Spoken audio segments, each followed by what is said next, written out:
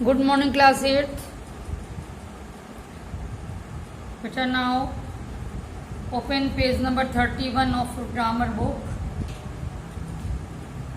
ठीक है, नंबर चल रहा था, हम लोग सिंगुलर, प्लूरल, काउंटेबल, अनकाउंटेबल ये सब कर रहे थे।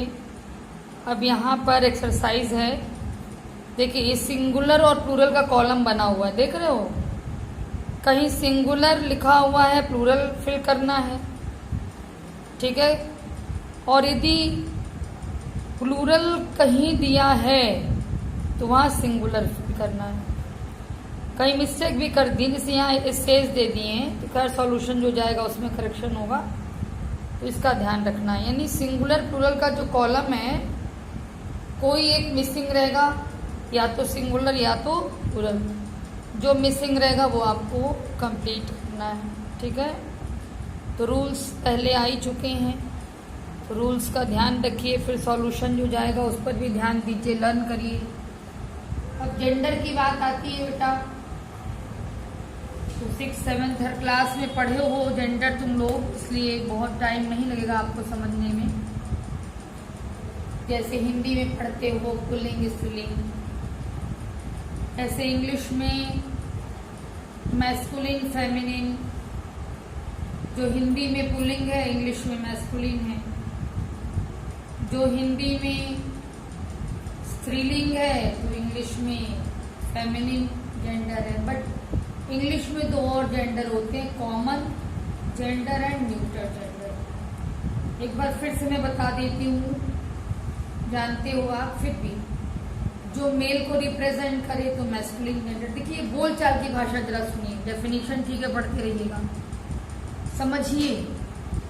जो मेल को रिप्रेजेंट करे मैस्कुलिन जेंडर, जो फीमेल को रिप्रेजेंट करे फेमिनिन जेंडर। जहां पर ये हो कि डिस्टिंग्विश ना हो पावे, जैसे डॉक्टर है, तो भाई डॉक्टर तो मेल भी हो सकता है, फीमेल भी। फ्रेंड है, फ्रेंड मेल भी हो सकता है, फीमेल भी। टीचर है, टीचर मेल भी हो सकता है, फीमेल भी। स्टूडेंट है, चाइल्ड है, साइंटिस्ट है, पेरेंट, पेरेंट केवल पेरेंट बोला तो आइदर मदर और फादर, ठीक। तो जहां पर दोनों की संभावना है कि मेल भी हो सकता है और फीमेल भी, तो वहां पर कॉमन जेंडर है। और जहां ये है कि लाइफलेस है, ना तो मेल ना तो फीमेल, वो न्यूट्रल जेंडर है। फॉर एग्जाम्पल वॉल है, फैन है, बल्ब है, वॉच है, चेयर है, टेबल है, ये सब नॉन लिविंग है, ना तो मेल को रिप्रेजेंट कर रहा है ना तो फीमेल को रिप्रेजेंट कर रहा है, तो दैट मीन्स ये न्यूट्रल जेंडर हो गया, ठीक है बेटा। आगे देखो, इसमें तमाम दिया है मैस्कुलिन और फेमिनिन जेंडर, आपकी बुक में पहले के भी क्लासेस में दिया होता है। रूल कुछ दिए होते हैं, जैसे कुछ है मैस्कुलिन में ESS ऐड करके केवल बन जाता है, जैसे लॉयन, लॉयनेस, जाइंट, जाइंटेस। कभी कभी ESS ऐड करते हैं लेकिन उसके पहले कोई वॉवेल गायब हो जाता है, जैसे एक्टर, ओ हटा दिया एक्ट्रेस। ये बिल्कुल नई चीज़ नहीं है, ये सब चीज़ें आप 7th में पढ़ चुके हो, लेकिन आप फिर से एक बार ध्यान दे लेना। कभी कभी ऐसा होता है कि कोई वर्ड ही चेंज हो जाता है, बॉयफ्रेंड, गर्लफ्रेंड, बॉय का गर्ल होता है feminine, grand son, grand daughter, so on, reading करिएगा। एनिमल्स में देखिए, ही शी लगा कर भी बोल देते हैं, जिसका अलग अलग नहीं है मेल फीमेल में नाम। ऐसे ही में देखिए, ही यदि मेल एलिफेंट है तो टॉम एलिफेंट। यदि मान लीजिए नहीं आपको टॉम एलिफेंट याद है, यदि आप ही एलिफेंट भी कह देते हैं तो भी सही माना जाए। Tom elephant, tib elephant, billy goat, nanny goat, he goat, she goat भी बोला जाता है। Jack ass, she ass. Cat में भी देखिए, कैट में भी बिलार है तो टॉम, बिल्ली है तो टिब। बुल, काउ, अक रैबिट, डो रैबिट, ठीक है। रैबिट में भी कॉक स्पैरो, हैन स्पैरो, पीकॉक, पीहेन, ठीक है। बर्ड्स में foreign feminist, faience, fiancée, Sultan, Sultana and so on. बेटा रीडिंग करिएगा। विडोवर, विडो, ब्राइडग्रूम, ब्राइड, जिसमें पूरा वर्ड ही चेंज हो जाता है वो यहाँ दिया हुआ है। Boy, girl, bull, cow, horse, mayor, king, queen, man, women, कोई नई चीज नहीं, ये सब पढ़े हुए वो 7 में रीडिंग कर लीजिएगा, फिर से रिकॉल हो जाएगा। अब यहाँ पर बता रहे हैं कि कॉमन जेंडर का एग्जाम्पल दिया, अभी भी मैंने बताया भाई, पेरेंट में फादर और मदर, कॉमन जेंडर। रिलेशन में मेल या फीमेल दोनों रिलेशन हो सकता है। फ्रेंड या एनिमी मेल या फीमेल दोनों हो सकता है। कजन, चचेरा भाई को भी कजन, चचेरी बहन को भी कजन। बर्ड, दोनों हो सकता है बर्ड में, ठीक है बेटा, ये दिया हुआ इसमें देखिएगा। ये सब बस ध्यान से देखने वाली चीजें हैं। अब कलेक्टिव नाउन क्या होता है आपको पता है, वो वर्ड, वो सिंगल वर्ड जिससे किसी के कलेक्शन का ज्ञान होता है। जैसे क्राउड हमने कहा, तो क्राउड का मतलब है पीपल का कलेक्शन, लोगों का कलेक्शन, पर्सन का कलेक्शन, क्राउड हुआ। आर्मी मैंने कहा तो सोल्जर्स का कलेक्शन। क्लास मैंने कहा तो स्टूडेंट्स का कलेक्शन। टीम मैंने कहा तो प्लेयर्स का कलेक्शन। गैंग मैंने कहा तो रॉबर्स का कलेक्शन। इस तरह से तो ये तमाम कलेक्टिव नाउन दिए हुए हैं। मैं ये नहीं कहती कि सब आपको याद हो ही जाएगा, लेकिन यदि आप कम से कम 5 टाइम्स रीडिंग कर देंगे ना तो 50% आपके दिमाग में बैठ जाएगा। ऑप्शन आने पर आप कर लेंगे, और इसमें से जब कभी आएगा तो ऑप्शन देख ही आएगा। अब है अब्स्ट्रैक्ट नाउन। अब्स्ट्रैक्ट नाउन क्या होता है फिर से सुन लीजिए। तो अब्स्ट्रैक्ट नाउन होता है बेटा कि ऐसा नाउन जो ना तो हम उठा सकते हैं, न छू सकते हैं, न देख सकते हैं, केवल फील कर सकते हैं, ठीक है। For example honesty. Honesty means ईमानदारी। ईमानदारी कोई हाथ में लेने की वस्तु नहीं है, फील करने वाली वस्तु है। पॉवर्टी, गरीबी, ये भी एक फील है, एक स्टेट कह सकते हो, है कंडीशन है, स्टेट है, कोई चीज नहीं है। चाइल्डहुड, ये भी एक स्टेट है, बचपन। तो यानी ये ऐसी चीजें होती हैं एब्स्ट्रैक्ट नाउन जो किसी एक्शन का नाम हो सकता है, किसी स्टेट या कंडीशन का नाम हो सकता है, ठीक है, लेकिन आप इसको छू नहीं सकते, उठा नहीं सकते, महसूस कर सकते हैं। तो यहाँ पर करना क्या है, ब्रैकेट में वर्ड दिया है, इसका नाउन फॉर्म भरना है। जैसे एग्री क्या है, एग्री वर्ब है, इस वर्ब से नाउन बनाना है। लाफ और सी क्या है, दोनों वर्ब है, जैसे एग्री वर्ब था, दोनों वर्ब ने, हंसना, देखना, जहां भी नाना आए वो वर्ब है। देखना, सोना, गाना, खाना, पीना, लाना, लेना, देना, सब वर्ब है। तो लाफ मीन्स हंसना, सी मीन्स देखना, वर्ब है। इस वर्ब से आपको क्या बनाना है, अब्स्ट्रैक्ट नाउन बनाना है। इस तरह से एडजेक्टिव्स भी दिए, जैसे शॉर्ट एडजेक्टिव है, एडजेक्टिव से नाउन बनाना है। तो यहाँ बगल में जो भी दिया है, चाहे एडजेक्टिव हो चाहे वर्ब हो, आपको सबसे क्या बनाना है, नाउन। और वो सबसे बनेगा मतलब 99.9% तो अब्स्ट्रैक्ट नाउन ही बनेगा, और वो सब बनाया गया है, ठीक है। बहुत कायदे से स्पेलिंग नोट करिएगा, जो भी सॉल्यूशन आपको जाएगा बहुत ध्यान से, क्योंकि बेटा वो कॉपी चेक होने आएगी तो हम लोग केवल ये देखेंगे कि आप लोगों ने किया है कि नहीं। एक एक वर्ड चेक करना इतना वर्क है कि संभव नहीं हो पाता है ना बेटा, कोशिश की जाती है लेकिन कहीं छूट जाता है, और एग्जाम में गलत लिखोगे। बड़े बच्चे तुम लोग हो, ये भी ध्यान दो बेटा, गलत लिखोगे तो नंबर तो कटेगा ना, इसलिए लिखते समय पूरी सावधानी, स्पेलिंग खूब मिला मिला के लिखना बाबू, ठीक है ना। अब आगे नेक्स्ट देखो इधर, तो इसमें भी क्या है, इसमें भी अब्स्ट्रैक्ट नाउन, ये वर्ड दिया है, अब्स्ट्रैक्ट नाउन बनाना है तुम लोगों को, ठीक है। जैसे परमानेंट से परमानेंसी, जेंडर से जेनरोसिटी, कर्टियस से कर्टेसी, प्लेजरेबल प्लेजर, इस तरह से मैंने बनाया है बेटा। सॉल्यूशन में आपको भेज रही हूँ, बहुत ध्यान से करिएगा। देखिए सब बहुत इजी है, केवल रीडिंग करना है आपको, इसे क्या हेल्प लिस्ट दी रहेगी। अब केवल इतने भी विद्वान नहीं हो केवल रीडिंग करोगे एक बार तो हो जाएगा, कई कई बार रीडिंग करना। जैसे हेल्प लिस्ट दी रहेगी, ठीक है, ये नहीं करना है आपको, इसको छोड़िए। हेल्प लिस्ट दी रहेगी। अब देखो, study of life and habits of birds, पक्षियों के जीवन और पक्षियों के स्वभाव का अध्ययन, इसको क्या कहते हैं? Ornithology. Study of history and origin of words, शब्दों की उत्पत्ति और उनका इतिहास, इसके अध्ययन को क्या कहते हैं? एटिमोलॉजी।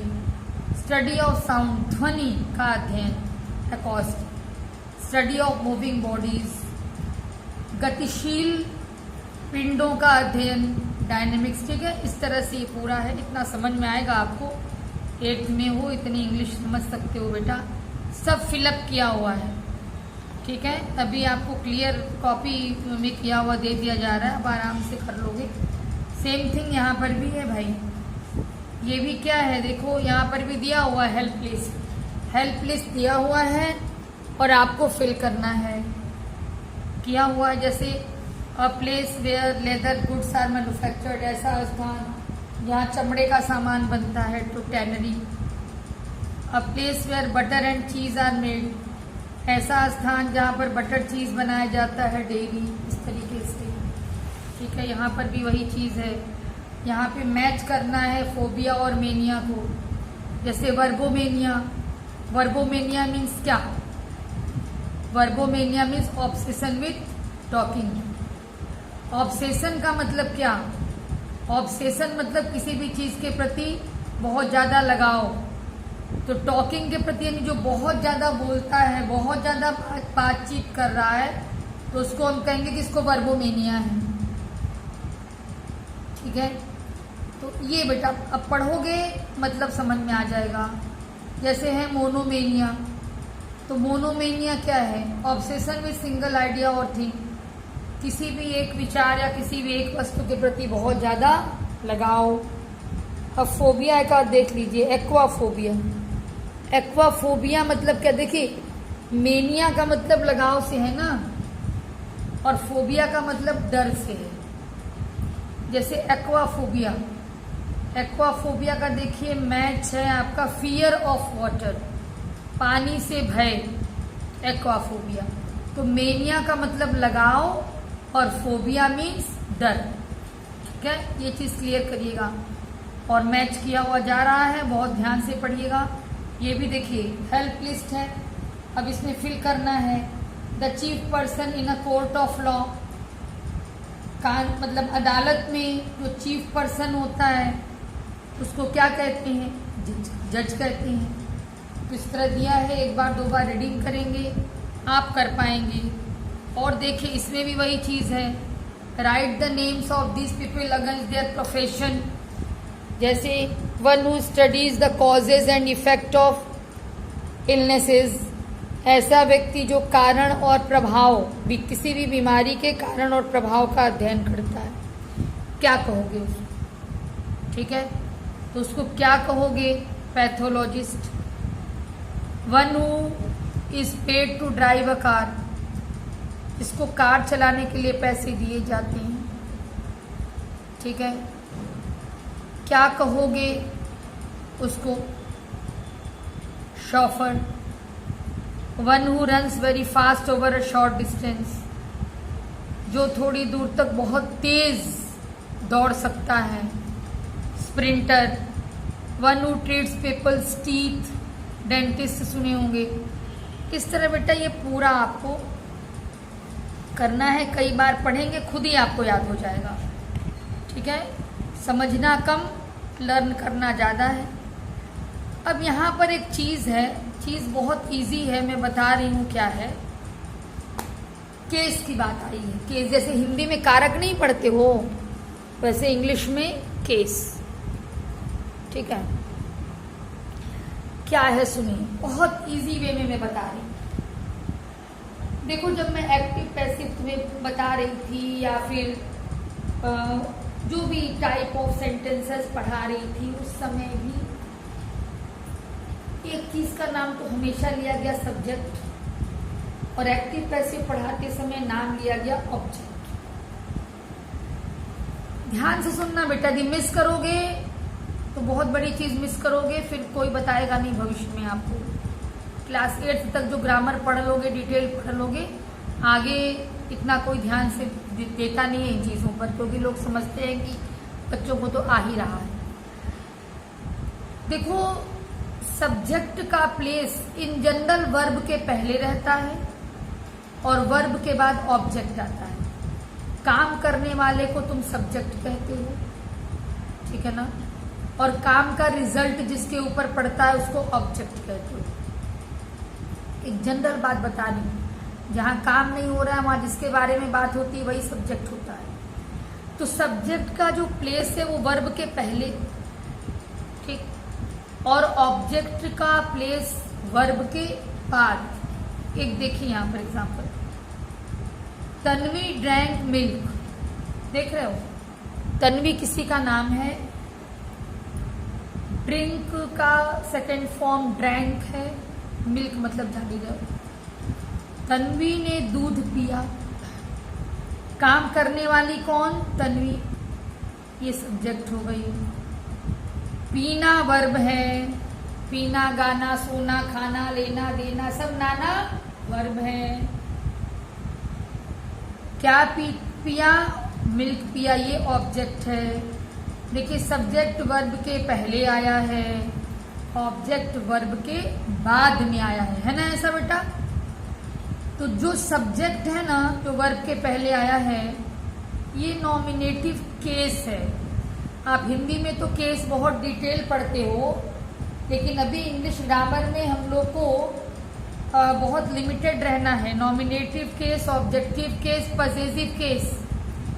तो बस सिंपल सी बात समझो, जो सब्जेक्ट है वो नॉमिनेटिव केस है और जो ऑब्जेक्ट है, ठीक है, जो ऑब्जेक्ट है वो ऑब्जेक्टिव केस है। और ऑब्जेक्टिव केस को कहीं कहीं एक्यूजेटिव केस भी लोग नाम दे देते हैं।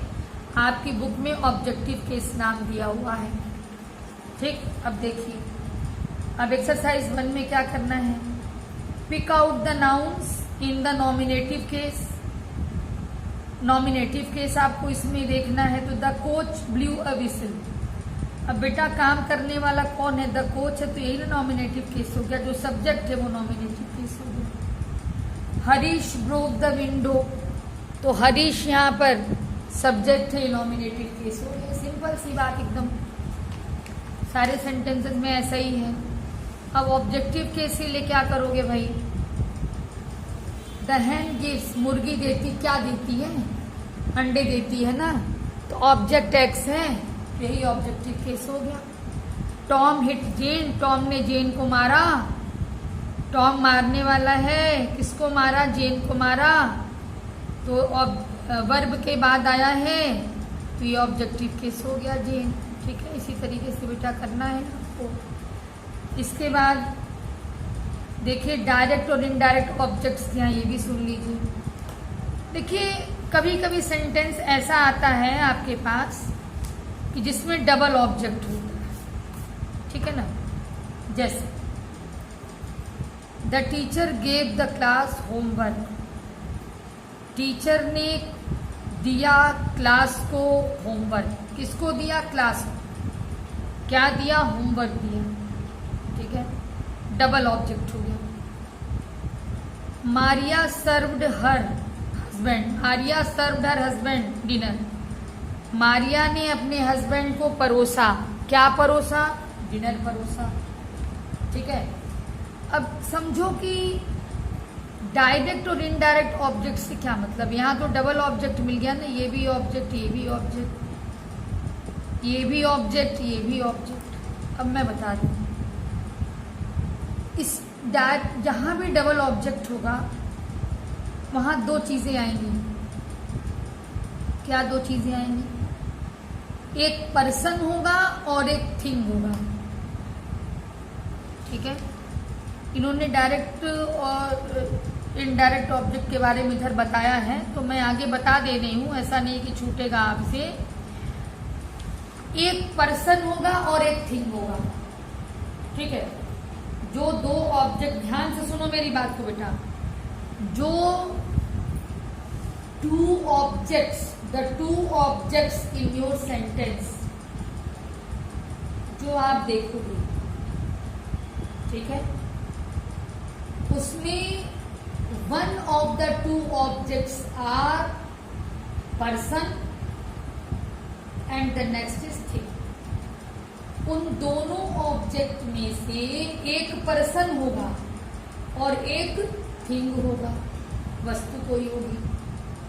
जो पर्सन होगा वो इनडायरेक्ट ऑब्जेक्ट, पर्सन जो होगा वो इनडायरेक्ट ऑब्जेक्ट होगा, ध्यान दीजिए।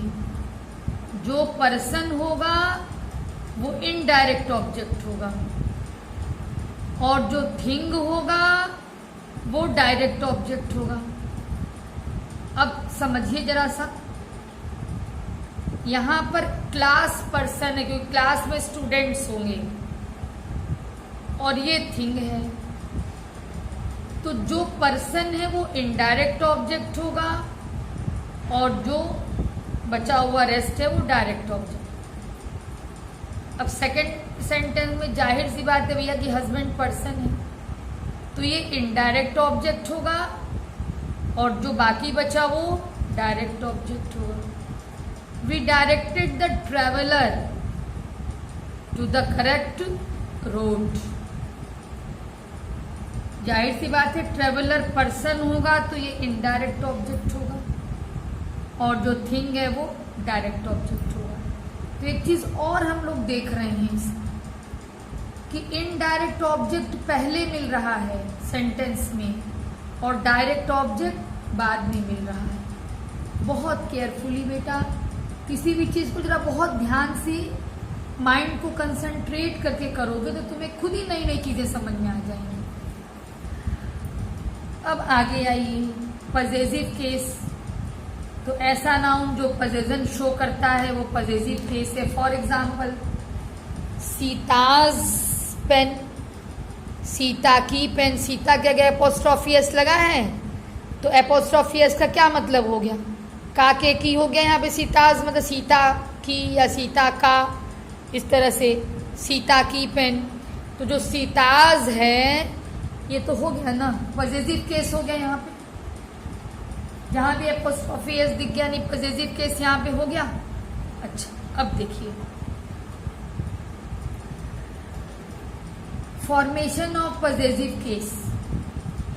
यदि सिंगुलर नाउन है तो आप क्या करेंगे, देखिए the house of my aunt, my aunt's house, aunt singular है एपोस्ट्रोफी एस लगा दिया। The castle of the king, the king's castle. The car of my father, my father's car, देख रहे हैं ना। लेकिन अब मान लो ऑलरेडी प्लूरल है। The uniform of the soldiers plural है, तो जब सोल्जर्स ऑलरेडी प्लूरल है तो दोबारा एस नहीं लगाएंगे बेटा, केवल एपोस्ट्रोफी लगा देंगे। The soldiers' uniform. The bag belonging to the boys, the boys' bag कहना है, बॉयज ऑलरेडी प्लूरल है तो दोबारा एपोस्ट्रोफी एस नहीं लगाएंगे, केवल एपोस्ट्रोफी लगाएंगे। ठीक है बेटा, देखिएगा फिर से। ऐसा प्लूरल जिसमें लास्ट में एस नहीं है तो उसमें आप एपोस्ट्रोफी एस लगाओगे, जैसे वुमेन्स, चिल्ड्रंस, इस तरीके से। और नॉन लिविंग के साथ एपोस्ट्रोफी एस का यूज नहीं होता। टेबल्स लेग आप नहीं बोल सकते क्योंकि टेबल जो है नॉन लिविंग है, आपको बोलना होगा the leg of the table. ठीक है, कार्स स्टीयरिंग व्हील आप नहीं बोल सकते क्योंकि कार नॉन लिविंग है, तो आपको बोलना पड़ेगा कि the steering wheel of the car. ठीक है बेटा, तो यहाँ तक आपको कॉपी में करना है। सॉल्यूशन जा रहा है तो कॉपी में बहुत ही नीट एंड क्लीन करिएगा। कोई एक एक्सरसाइज भी यदि मिस किया बेटा तो नंबर तो निश्चित रूप से कटेंगे। ये आप ध्यान दीजिएगा। पर डे का होमवर्क, कॉपी का वर्क पर डे का आप करिए, नहीं तो नुकसान उठाना पड़ेगा। और रीडिंग कर करके करिएगा। ठीक है बेटा।